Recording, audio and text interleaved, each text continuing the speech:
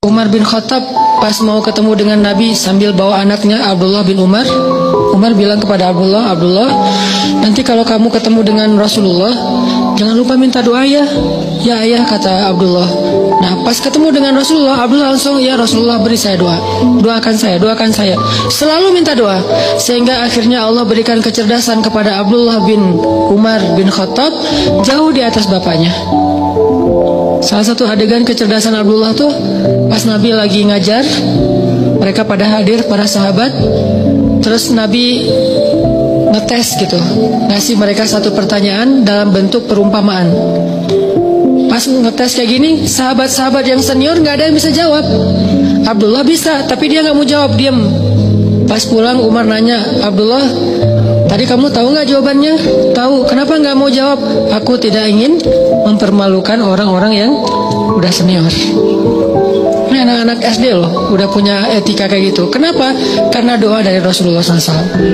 Abdullah ibnu Abbas, sahabat Nabi yang kalau ngafal Quran itu sekali dengar langsung hafal dan nggak pernah lupa. Nggak ada dalam cerita Abdullah ibnu Abbas tuh saya lupa ayatnya di mana, itu nggak ada. Saya lupa hadisnya, riwayat siapa, itu nggak ada. Dia selalu ingat, dan banyak banget ayat yang sahabat nggak ngerti, dia ngerti. Sehingga ketika turun ayat, kalau nggak salah di surat Al-Kahfi, tidak ada yang tahu makna dari ayat ini illa qalil, kecuali orang yang sedikit.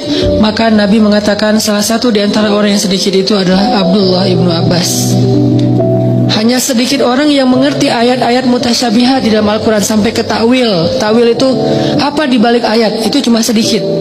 Jadi Abdullah bin Abbas itu ya, di kalangan sahabat itu mirip kayak Nabi Khidir di antara Nabi Musa.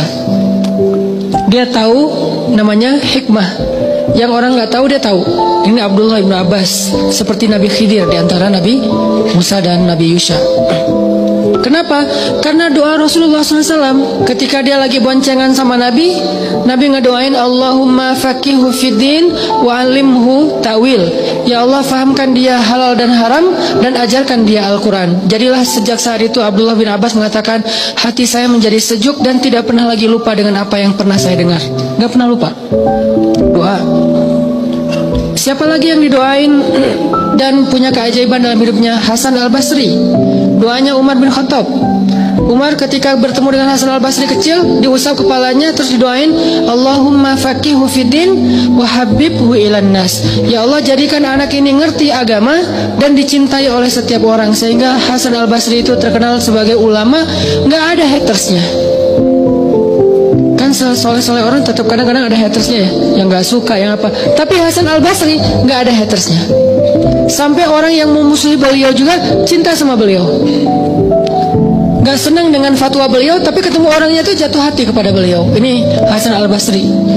Dan ini saya biasakan doain anak saya. Kalau saya lagi ngusap kepala anak saya doakan, ya Allah, Allahumma faqihu fiddin wa habibhu ilan nas. Saya coba hafal beberapa doa yang ajaib di zaman sahabat, terus dipraktekkan ke anak. Kenapa? Doa seorang ayah tidak ditolak. Itu modal kita teman-teman.